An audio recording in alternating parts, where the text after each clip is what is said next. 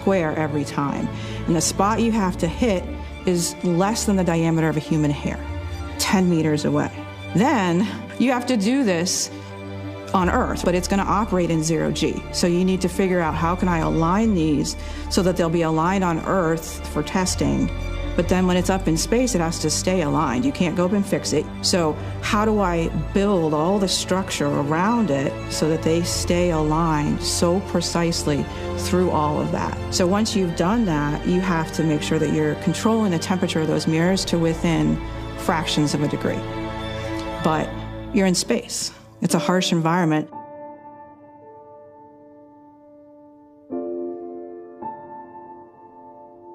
The engineering and the level of testing and trying and retrying and testing to get just the mirrors right is absolutely mind-blowing. And those mirrors, they are absolutely the most pristine X-ray mirrors ever flown, and they give Chandra its incredible power.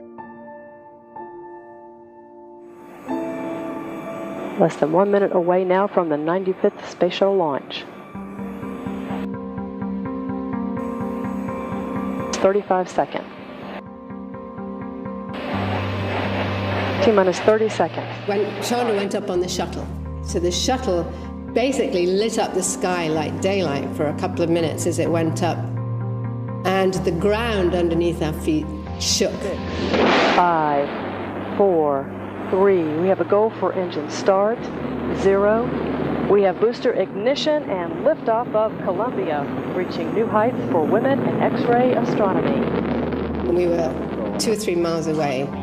So it's just an amazing feeling of the power that is needed to escape the Earth's gravitational pull, which we needed to do to get in orbit. And also amazing to think that mankind can actually do this. It's very satisfying and exciting to see the results of all the years and all the people who've worked on Chandra, and finally it goes up.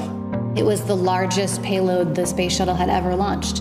There were inherent risks in that launch to the crew specifically. And when we talked to Eileen Collins, who was the woman that commanded the NASA space mission, she talks about them and just very calmly tells us how much they trained for any of those contingency plans, that they had total faith in the operators and the mission control engineers and the flight crew, that they felt they knew this stuff in and out and they could get it done. And they did, literally risk their lives to improve our X-ray view of the universe. I can't imagine what it was like in the control room watching the first light of Chandra and opened its aperture door and actually collect light from the universe for the very first time. When the first X-ray photons actually landed on the detector.